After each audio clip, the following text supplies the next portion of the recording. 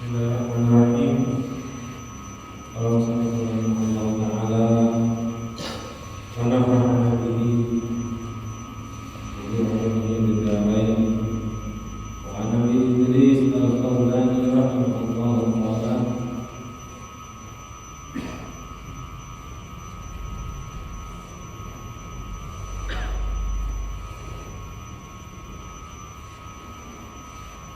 Dakhaltu masjidan Dimishq fa idza fata barraqat anaya wa idza an-nasu ma'ahu wa idza khalaqu fi shay'in asnaduhu ilayhi wa sadaru an ra'yihi wa sa'atuhu wa qila hadha Mu'adh bin Jabal radhiyallahu anhu.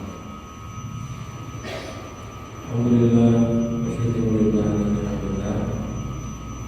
Bersyukur kepada Allah Subhanahu wa taala segala nikmatnya.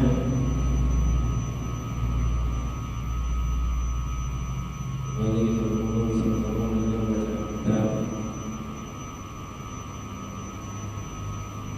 Riyadhus Shalihin sampai pada hadis yang ke-8 pada bab keistimewaan saling mengasihi karena Allah. Di sini diceritakan oleh Nabi Idris al-Khawlani seorang tabi'in.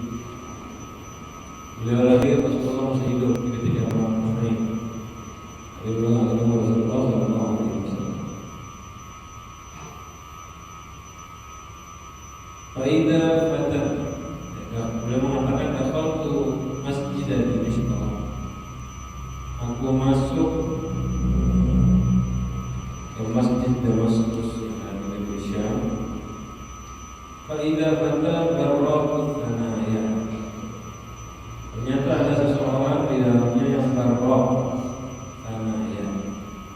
Artinya bercahaya gigi-gigi depannya.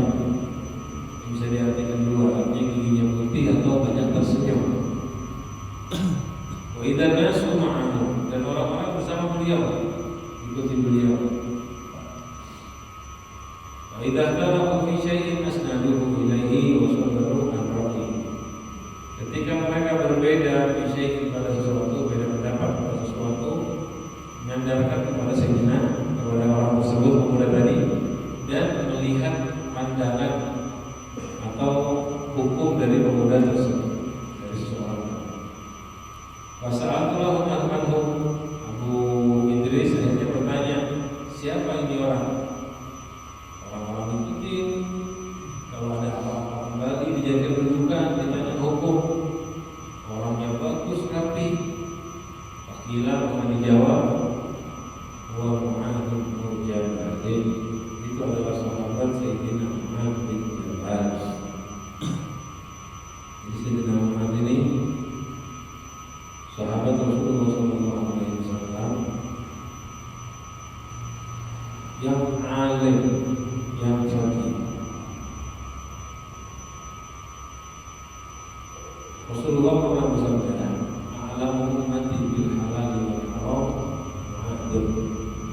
Umatku yang paling paham halal haram, artinya paling ngerti hukum, adalah Sayyidina Mu'adh.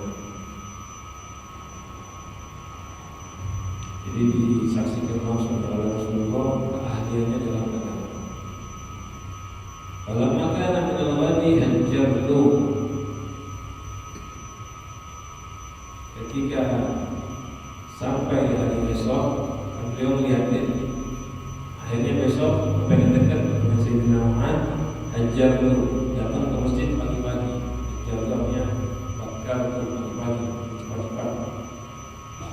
Wajadtuhu qad sabaqani bit-tahajjud. Ternyata aku dapati beliau telah lebih dahulu ke masjid. Bit-tahajjud kan berbagi-bagi.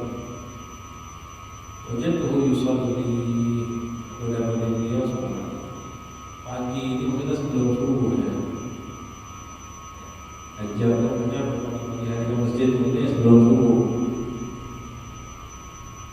Wajadtuhu yusalli. Aku lihat beliau salat. Fantadhartuhu hatta qada salatahu. Aku tunggu beliau sampai selesai salatnya. Tsumma ji'tuhu min qibali wajhihi.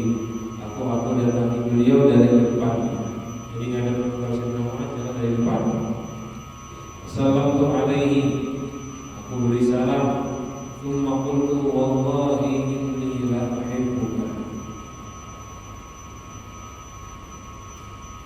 Lalu Abu Idris Al-Khawlani ngomong, demi Allah, aku cinta sama Allah. Faqala, lalu Sayyidina Umar mengatakan, Allah, demi Allah, begitu ya. Faqultu Allahi. Faqala Allah, demi Allah, diulangi lagi.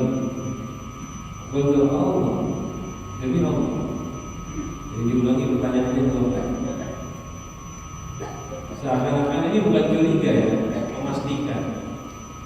Jadi kalimat beneran, ya bahasa kita tuh kayak gitu, betul dia cinta. Itu dipakai bukan untuk meragukan omongan. Memang untuk memastikan jelas, tapi di sini penggunaannya untuk menunjukkan bahwa hal yang diomongkan itu percaya beliau, cuma untuk menunjukkan yang disampaikan kepada oleh Abu Idris Al-Khawlani ini hal berat. Cinta dengan muslim itu hal hebat, hal agung. Makanya dipastikan Allah dari Allah.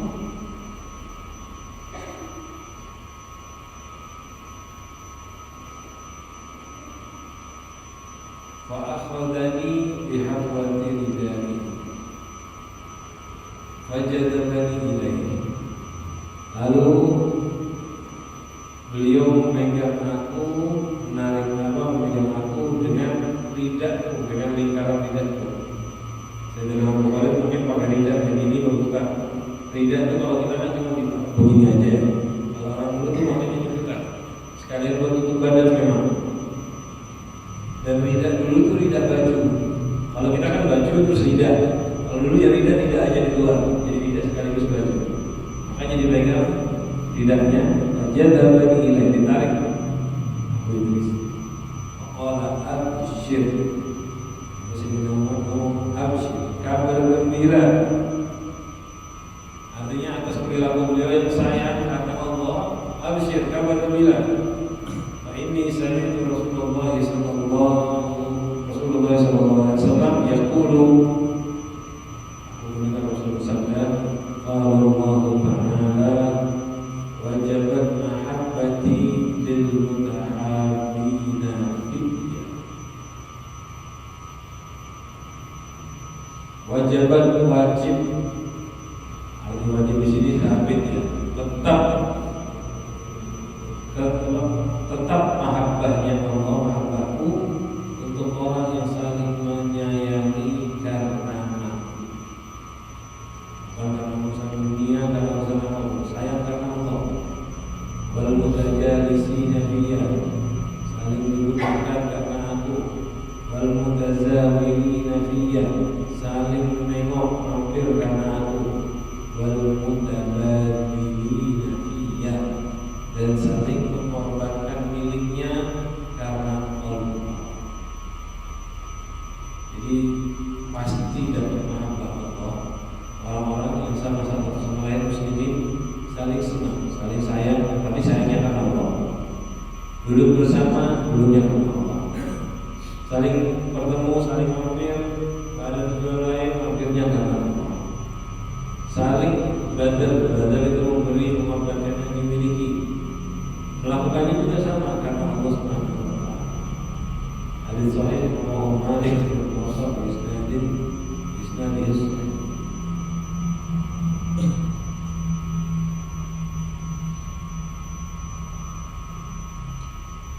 Jadi lihat ya, Sayyidina Muhammad ini orangnya mudah juga seperti Darek sahabat dikejar-kejarkan. Ibarat kata beliau itu saat itu orang penting. Tidak lagi satu orang tak dikenal ngomong, aku sayang kepada kamu karena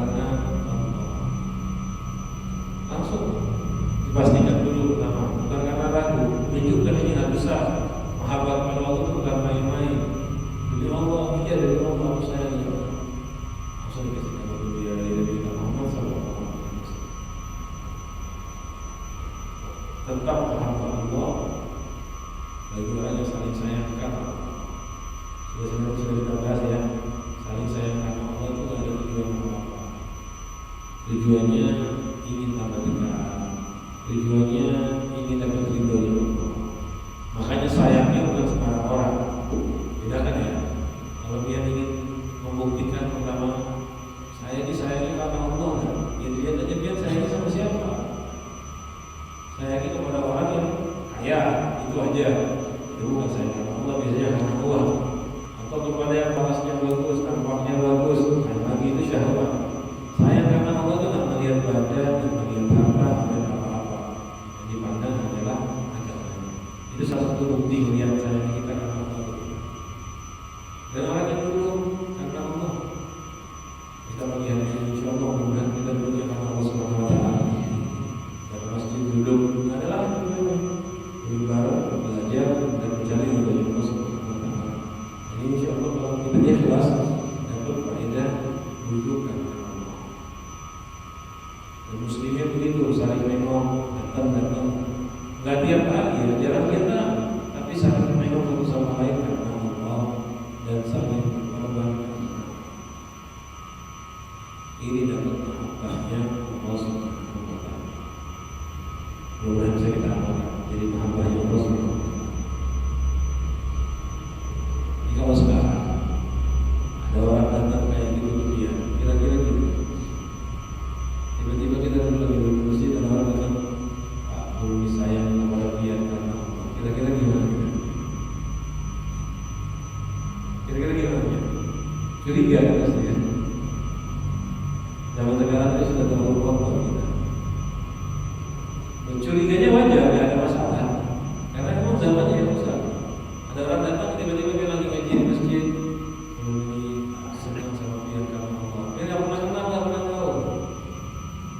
Kalau diladenin, ujung-ujungnya nanti paling minta duit, minta sumbangan, kan biasanya gitu aja. Kenapa? Karena zaman sudah rusak. Nah begitu, kita mulai dulu di antara kita. Orang-orang dekat di antara kita ungkapkan mahabbah karena Allahnya. Bagus sekali faedahnya. Tapi lihat sini Muhammad bin Jabal ya. Memang saat itu lingkungannya bagus, lingkungannya baik. Ada orang datang tak macam-macam. Langsung ngomongnya maaf, aku sayang kepada engkau karena Allah. Dan Abu Idris nggak sembarangan main sayang gitu, udah. Dia udah melihat dari kemarin dulu. Nggak sembarangan langsung ngomong, dikoreksi dulu siapa ini. Dan benar ya, bukan asal ngomong. Abu Idris itu tertarik kepada Sayyidina Mu'adz. Kenapa? Karena beliau diikuti, omongannya didengarkan, hukumnya dipakai. Itu yang bikin beliau tertarik. Kalau kayanya enggak, kalau Sayyidina Mu'adz sudah nggak kaya, bukan karena harta dan sebagainya. Dilihat sebelah apa? Masuk dalam hadis ke-9. Ini menjelaskan tambahan tentang hadis tadi yang belum saya lewati. Hadis tadi kan kenapa Abu Idris ngomong, ya Mu'adz aku sayang, perlu nggak ngomong kayak gitu? Sekarang hadis ini dijelaskan. An-Nabi Karimata al-Miqdad bin Mahdi Yakrib Mahdi Karimah radhiyallahu anhu Nabi sallallahu alaihi wasallam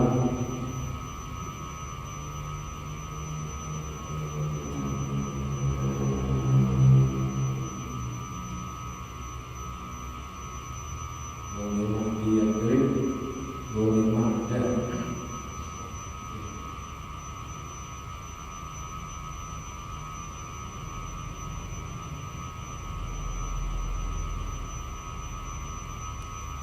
Mahdi atau Mahdi Karimah, Mahdi atau Mahdi Karimah.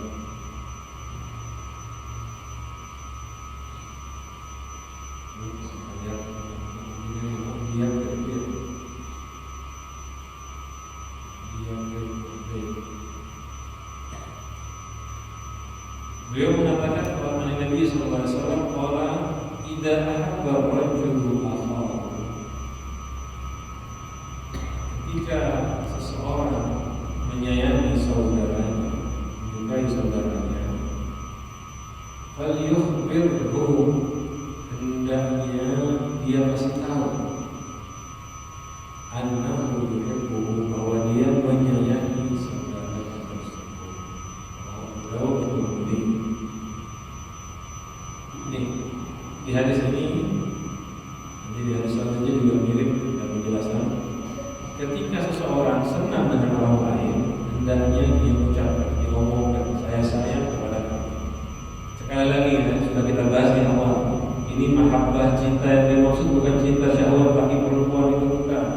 Ini cinta karena Allah. Kalau dia ngomong gitu sama perempuan ya nggak sopan. Ini ngomong cinta mahabbah karena Allah. Ketika kita senang melihat seseorang,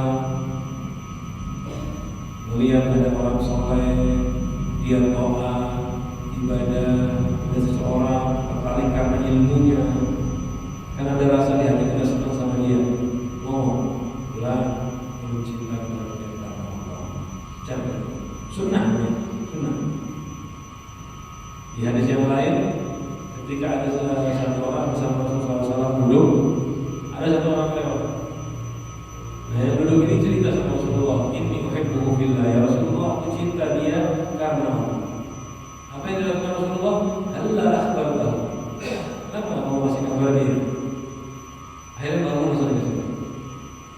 Nah, cuman saat itu tuh udah jadi adat dan mereka paham. Permasalahannya kita ini sekarang kita nggak paham begini gitu. Tapi tiba-tiba didatangi orang nggak dikenal ngomong, belum saya sama dia. Kira-kira gitu. Yang di masjid lagi duduk, ada ustaz turun gitu. Tiba-tiba ada orang datang. Kalau kita udah baca kita mungkin paham aja lah. Cuma kita lihat siapa ini yang ngomong kan. Karena kita kurang ada ini, kita kurang paham, jadi susah makanya. Kan kerasa asik kan?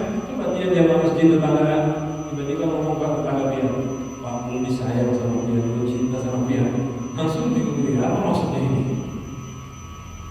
Mungkin kalau sekarang kita bahkan penjelasan, belum disayang kepada dia karena Allah. Rasulullah pernah bersabda, asik, tidak ada masalah. Kalau yang diajak ngomong nggak tahu, kasih tahu. Biar bisa diamalkan. Ini salah satu sunnah yang tertutup, salah satu sunnah yang udah mulai hilang. Makanya muslimin ikatnya nggak kuat. Kenapa? Mereka nggak saling menampakkan mahabbah satu sama lain.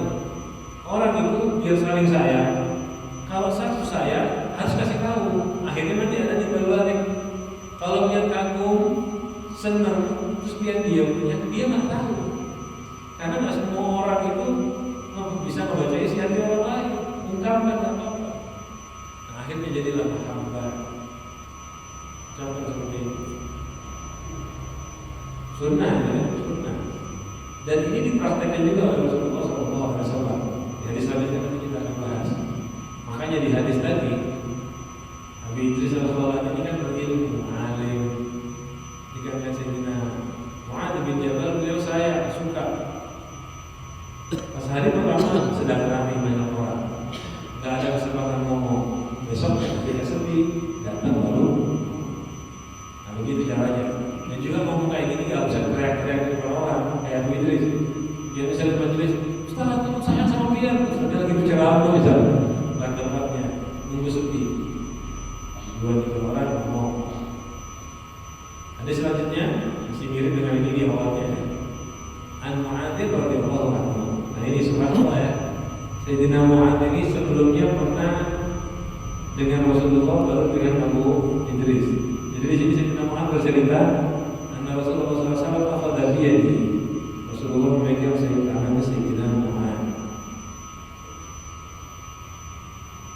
Qala ya Mu'adz, wahai Mu'adz, wallahi Allah, inni la uhibbuka. Sungguh aku itu mahabbah kepada kamu. Aku itu cinta kepada kamu. Saya yang ngomong begini kepada beliau bukan sembarang orang. Nabi kita Muhammad SAW. Kita ini mau ungkapkan cinta sama Rasulullah aja malu. Atau kadang-kadang ungkapannya juga palsu. Ya Rasulullah aku cinta, tapi nggak pernah menjalankan sunnahnya. Ini saya tidak Mu'adz, bukan beliau yang mengungkapkan saja, tapi Rasulullah yang mengungkapkan cintanya kepada Sayyidina Mu'adz. Mudah-mudahan kita juga mencintai kita yang Rasulullah SAW. Tsumma usika, lalu aku berikan wasiat wahai Mu'ad. Ya Mu'ad, la tada'anna fi duburi kulli salatin. Jangan sungguh-sungguh, jangan sampai kamu tinggalkan, jangan sampai tinggalkan fi duburi kulli salatin, di akhir atau di setelah setiap sholat. Ini sholat fardu. Taqulu Allahumma a'inni ala dzikrika wa syukrika wa husni ibadatik. Kamu baca Allahumma a'inni, ya Allah bantu aku, ala dzikrika, atas zikir, syukrika dan bersyukur, wa husni ibadatik, dan bagus ibadahnya. Suruh berdoa kita semua. Dan alhamdulillah ya, doa ini kita baca. Ini dijaga jangan sampai bolong. Dalam riwayat doanya dibaca 3 kali. Allahumma inni ala dzikrika, ya Allah tolong aku, bantu aku bisa berzikir. Zikir di sini yang dimaksud bukan bacaan tasbih saja, tapi termasuk ngaji Al-Quran, termasuk itu. Dan juga termasuk zikir. Dalam istilah zikir itu belajar ilmu syariat. Sering sahabat tabi'in maksudnya kayak gitu. Duduk berzikir, itu zikiran yang maksudnya termasuk belajar ilmu syariat. Sampai sering dengar hadis, idza marartum bi riyadil jannati farta'u. Kalau kalian melewati kebun surga maka mampirlah. Terus sahabat tanya, ya Rasulullah, apa riyadul jannah? Apa itu kebun surga? Rasul menjawab, hilakut dzikir. Kelompok hilak itu biasanya kelompok yang berputar, orang jalur barat putar, yang sedang berzikir. Hilakut dzikir, kelompok orang berzikir. Sayyidina Abdullah bin Mubarak menjelaskan, hilakut dzikir yang dimaksud itu majelis halal wal haram, majelis ilmu. Dia terjawab, hilakut dzikir majelis halal wal haram, majelis yang membahas ini hukumnya halal, ini hukumnya haram, ini hukumnya wajib, ini hukumnya boleh makruh. Itu yang disebut dengan majelis dzikir. Jadi ketika disebut zikir itu biasanya salah satu makna utamanya itu ya belajar ilmu. Makanya minta kepada Allah untuk diberi bantuan agar bisa zikir, entah itu ngaji Al-Quran, berzikir dengan tasbih atau belajar agama. Wa syukrika, dan minta tolong untuk syukur kepada nikmat Allah. Kalimat syukur itu bukan minta tolong untuk mengucapkan alhamdulillah, tetapi minta tolong agar bisa menggunakan nikmat di jalan Allah. Itu maknanya syukur. Syukur itu menggunakan nikmat sesuai dengan tujuan Allah menciptakannya. Itu arti syukur. Allah bantu aku bersyukur kepadamu, artinya menggunakan nikmat di jalan yang diridhai oleh Allah. Husni ibadatik, dan minta tolong kepada Allah agar bisa baik ibadah. Baik ibadah itu mengerjakan rukun dan syaratnya, lalu mengerjakan adab-adab dan sunnahnya. Itu yang namanya bagus ibadah. Sholat rukun yang 13 atau 17 dikerjakan, syaratnya dikerjakan, dan ditambahi sunnah-sunnahnya. Itu bagus dalam ibadah. Ini yang di sini. Pertama, hikmahnya menunjukkan mahabbah karena Allah Subhanahu wa Ta'ala. Menunjukkan mahabbah karena Allah Subhanahu wa Ta'ala. Itu contohnya Rasulullah mau berbahasa Muhammad. Wahai Muhammad, aku cinta kepadamu. Itu dari langsung dari Rasulullah. Dan yang kedua, ini menunjukkan besarnya wasiat Rasulullah. Doa yang diajarkan Rasulullah ini bukan doa sembarangan. Kenapa? Karena Rasulullah tidak mengawali dengan doa, tapi mengawali dengan penguat, ya, dengan penguat menunjukkan perhatiannya kepada Sayyidina Muhammad. Jadi saya mau ngomong sama sampean, Pak, kerjaan ini lah, bisa kan? Pak, tolong kerjaan ini, selesai. Tapi kalau saya ngomong diawali, Pak, saya ini perhatian sama sampean. Kayak orang tua masih ada anak, nah, Abah ini sayang, Abah ini cinta sama kamu. Tolong kerjakan ini. Berarti yang dinasihati ini yang penting. Kita awali dengan ungkapan sayang, diawali dengan ungkapan perhatian, kasih, baru ngomong wasiat, nasihat. Nah itu tanda nasihatnya sangat-sangat besar dan mulia. Begini nasihatnya Rasulullah kepada Sayyidina. Jadi ini doa itu bukan hanya sembarangan, penting. Jangan sampai lepas. Kalau habis sholat baca doa itu ya, Allahumma inni ala dzikrika wa syukrika wa husni ibadati. Dan usahakan bacanya bukan sekedar baca, tapi membaca dengan hadir hati, membaca dengan memahami makna. Kalau kita bacanya kurang hadir hatinya, kalau kita bacanya ya paham artinya, ya kurang berpaham. Jadi di sini bagus sekali ya faedahnya tadi. Baca Allahumma inni ala dzikrika wa syukrika wa husni ibadatik. Hadis selanjutnya, hadis terakhir di ini, bab fadli hubbil hubbi billah, bab saling menyayangi karena Allah. Hadis ke-11 dari Sayyidina Anas bin Malik radhiyallahu anhu. Kemudian tadi sudah saya sampaikan di awal. Anna rajulan kana 'inda Nabi. Ada seseorang yang beliau di sisi Rasulullah SAW. Amar rajulun di ada orang melewati beliau. Akhirnya orang yang duduk sama Rasulullah SAW ngomong, ya Rasulullah inni la uhibbu hadza. Rasulullah, sungguh aku cinta, aku sayang dengan orang ini. Qala lahu Rasulullah SAW, qala lahu Nabi SAW, Nabi Muhammad SAW ngomong kepada orang yang duduk, a'lamtahu, apakah kamu sudah kasih tahu dia bahwa kamu kasih sama dia? Sebetulnya mahabbah di sini paling enak diartikan kasih aja mungkin ya. Kalau cinta itu pikirannya kita syahwatnya, kasih. Alam tahu, apakah kamu kasih tahu dia? Oh lala, yang duduk sama Rasulullah bilang belum ya Rasulullah, belum aku kasih tahu bahwa aku sayang dengan dia. Oh la ahliku, Rasulullah bilang kasih tahu. Falahiko, bangun dikejar dia datangi. Qala inni uhibbuka fillah.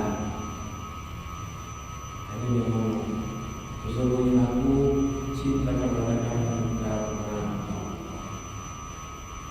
Orang yang pendirian jalan tadi yang dicintai ngomong, ahabbakal ladzi ahbabtani lahu. Bagus ya jawabannya ya. Ahabbakal ladzi ahbabtani lahu. Semoga mencintai kamu dan yang membuat kamu cinta aku karena dia, karena Allah. Jadi ahabbaka, semoga Allah mencintai. Sudah gitu ya, ahabbaka, semoga mencintai kamu Allah, alladzi Allah ahbabtani, ya ahbab Allah yang membuat kamu cinta kepada saya karena. Jadi dibalas sambil doa, menurut sayang sama Fian, semoga Allah yang membuat dia cinta kepada mencintai dia juga. Nah bahasanya kita kayak gitu. Doanya bagus. Memang orang kayak gini bagus dicintai. Kenapa? Dari omongannya kelihatan orang alim, dari omongannya kelihatan orang baik. Kalau kita belum kasih sama Fian, belum sayang sama Fian, Pak Fian, jadi kita jawab gitu. Siapa Fian?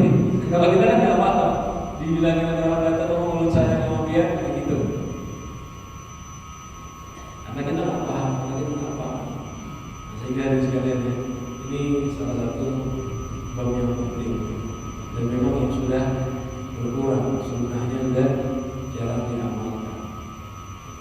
Karena kebanyakan orang nggak paham artinya mahabbah. Kita di zaman sekarang tahunya arti mahabbah, dan kalau diterjemahkan artinya cinta.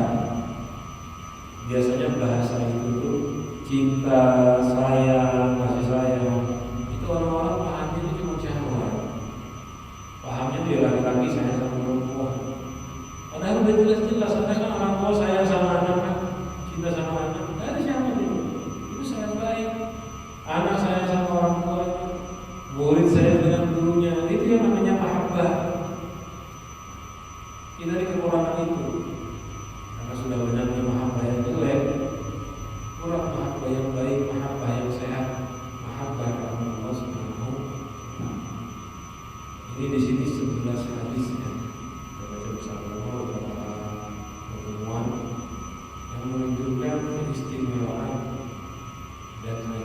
untuk cinta kepada Allah.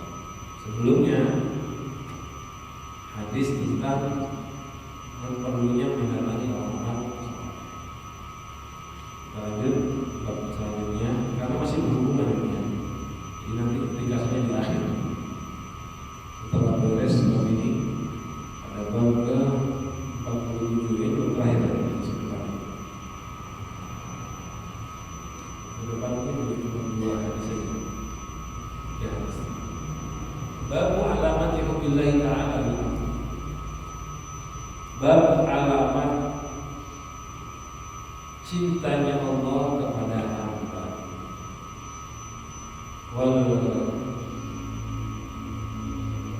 Wal haddi dan ajakan alat takhalluq untuk berakhlak biha dengan alamat-alamat mahabbahnya Allah, wassa'i dan berusaha ditahsiliha untuk mendapatkan tanda-tanda mahabbah Allah. Jadi di bab ini jelaskan yang kita ini sekarang sudah mempelajari ya sunnah ziarah orang soleh, mendatangi orang-orang yang dicintai oleh Allah, dan sunnah kita cinta karena Allah, kan gitu. Siapa yang kita cintai karena Allah? Ya harus orang baik, bukan cuma orang yang punya duit, bukan cuma orang yang punya pangkat. Yang kita cintai karena Allah siapa? Ya, orang alim, orang soleh, orang yang dicintai oleh Allah. Sekarang timbul pertanyaan, siapa orang-orang yang dicintai oleh Allah? Buat saya ziarahi, buat saya mampir ke rumahnya, saya datangi. Siapa orang-orang yang dicintai oleh Allah? Biar saya juga cinta kepada dia karena Allah. Kan kita nggak mungkin cinta karena Allah kecuali orang yang dicintai Allah, kan begitu? Ada orang, saya ngomong sama dia, dulu saya dia karena Allah. Nggak mungkin, kecuali orang tersebut dicintai oleh Allah. Kalau saya tahu dia dicintai oleh Allah, baru saya bisa ngomong. Kita satu sama lain kenal orang di jalan, nggak mungkin bisa. Sayang sama dia karena Allah. Nggak mungkin bisa ngomong begitu, dan nggak mungkin ada mahabbah kepada orang tersebut kecuali memang orangnya dicintai oleh Allah. Nah, memang dari kemarin kita bahas dengan gampang mencintai orang soleh, gitu aja kan. Nah, sekarang ini lebih detail sedikit. Tanda orang itu dicintai oleh Allah. Nah, ini dia tadi kalau ingin tahu, ingin mampir ke tempatnya orang-orang, lihat dia dicintai nggak sama Allah. Tahunya dari mana nih tanda-tandanya? Pengen mengungkapkan saya cinta kepada kamu karena Allah. Lihat tandanya. Pertama, firman Allah Subhanahu wa taala, ayat yang insyaallah sering sampai dengarkan. Dan di sini boleh kita dengarkan terus. Allah Subhanahu wa taala berfirman, "Qul in kuntum tuhibbunallaha fattabi'uni yuhibbukumullah wa yaghfir lakum dzunubakum." Sampaikan wahai Muhammad kepada umat, jika kalian cinta kepada Allah, maka ikuti aku. Yuhibbukumullah. Lalu kalian akan dicintai oleh Allah, yaghfir lakum dzunubakum, dan Allah akan mengampuni bagi kalian dosa kalian. Allahu Akbar. Sungguh Allah itu Maha Pengampun dan Maha Penyayang. Di ayat ini menjelaskan siapa yang dicintai oleh Allah? Orang-orang yang ittiba, yang mengikuti Nabi.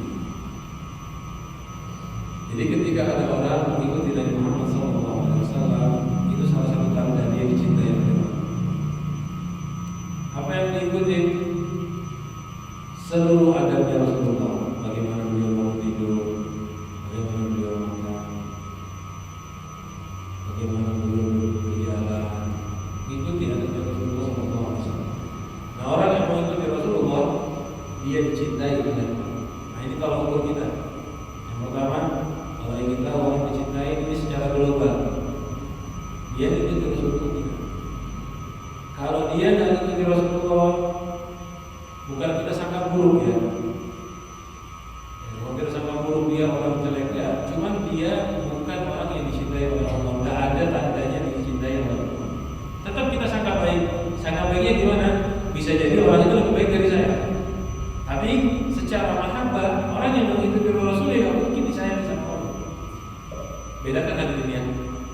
kita itu meletakkan seseorang di derajat tertentu sama sangat baik beda. Contoh gini, sampai main orang, sampai nilai orang ini bukan orang soleh, itu nggak ada masalah, tapi jangan suudon. Maksudnya jangan salah dulu apa? Jangan kita bilang dia orang ahli neraka, jangan kita bilang dia ahli maksiat, jangan. Jadi begitu ya, ini nggak penting ya, nggak penting. Kita lihat orang ini bukan orang alim, tapi dia lebih baik dari saya, gitu. Kita sangat baik sama dia, kita mengira dia bagus, tapi memang belum sampai derajatnya alim, belum sampai derajat ulama besar, belum sampai derajat soleh, belum, bukan wali. Itu harus kita bisa membedakan. Ini hal penting ini sebelum. Jadi kita bab ini nanti akan sih. Sampai yang sering ada yang viral, ulama rebutan datang, wali rebutan mampir, kan begitu kan kita kan. Kalau ada kabar wali, semua berharap mendatangi, ketemu dan ingin ambil berkahnya. Nah itu nggak ada masalah, tapi perlu menilai terlebih dahulu. Itu syariat. Ada orang dibilang wali, sampai punya ilmu dulu ya, menilai ya. Nggak boleh nggak punya ilmu. Kalau nggak punya ilmu nggak bisa tahu. Dilihat dulu, ini wali betulan apa ada? Dengan apa? Dengan tanda-tanda. Dilihat hidupnya bagaimana. Mengerjakan sunnahnya Rasul tidak, mengerjakan adabnya Rasul tidak. Oh, tapi perlu udah nilai, bukan wali ini. Nggak apa-apa, kita nggak sampai buruk sama dia. Cuma kita meletakkan dia pada posisinya, itu nggak dosa. Tetap kita lihat sama baik, dia lebih bagus dari saya. Seperti contoh, saya kira Fudail bin Iyad, Fudail bin Iyad pernah dapat kabar ada seorang soleh di negeri Fulan. Berangkat ini beliau dari luar kota jauh ke negeri itu. Sampai di situ tanya, mana Fulan bin Fulan? Ada di masjid. Masuklah beliau ke masjid, dilihat dulu sama beliau. Diperhatikan. Lalu pas orang tersebut di masjid, dia meludah ke arah kanan, ke dinding masjid. Bangunlah Sayyidina Fudail ditinggal, nggak jadi didatangi. Akhirnya kawannya Sayyidina Fudail nanya, dia jadi pergi jauh-jauh dari luar negeri, nggak pengen ketemu Fulan, kenapa nggak jadi didatangi? Kata beliau, tidak mungkin mendapat sirnya Allah, nanti jadi wali orang yang tak mengerjakan adab sunnah udah ke kanan. Cuma begitu aja. Oke. Kalau kayak kita kan pokoknya ikut-ikutan yang viral wali. Dan sering terjadi kayak gini. Berapa kali orang ribut-ribut wali, ternyata ditangkap di penjara walinya. Karena apa? Melakukan kejahatan. Ternyata bukan wali betulan. Makanya sebelum mahabbah kepada seseorang, kita lihat koreksi dulu. Apakah dia benar-benar orang yang dicintai oleh Allah? Itu nggak dosa ya, itu koreksi nggak dosa. Makanya di sini di bab ini, di akhir bab ini Imam Nawawi menambahkan bab tanda mahabbahnya Allah kepada hamba. Karena penting sekali agar kita tuh nggak salah cinta, akhirnya tersesat. Berapa banyak orang cinta sama orang yang dibilang ulama, yang dibilang wali. Habis dia mahabbah, ujung-ujungnya apa? Dia malah tersesat, melakukan yang haram. Waktunya terbuang di sia-sia paling tidak karena salah yang dimau. Dia ngira nambah dekat sama Allah, ternyata nggak nambah dekat. Guru, ustaz, hampir cinta sama dia. Gaweannya diajak duduk, ngobrol, pandiran, ghibah, nggak ada gunanya. Kadang-kadang duduk buka aurat, nggak ada gunanya. Akhirnya dia nggak nambah dekat, malah tambah jauh dari Allah Subhanahu Wa Taala. Karena kita salah mengikuti. Kita koreksi itu nggak apa-apa. Bahkan kalau ulama hadis koreksinya itu detail. Dilihat ulang bin ulang, oh ini betul alim, ini hafalannya lemah, ada masuk hadisnya. Itu kan koreksi. Dan itu sunnah ya. Mengkoreksi itu sunnah. Kalau urusannya hadis wajib dikoreksi. Yang ngasih kabar-kabar penting, yang ngasih kabar tentang hukum itu wajib kita koreksi. Ja'akum fasiqun binaba'in fatabayyanu. Kalau ada orang yang dicurigai yang belum ketahuan keadaannya, bawa kabar fatabayyan, pastikan dulu, suruh koreksi orangnya terlebih. Nah itu agama kita. Jadi insyaallah kita akan bahas ya. Jadi bab ini biar kita bisa membedakan mana yang perlu diikuti,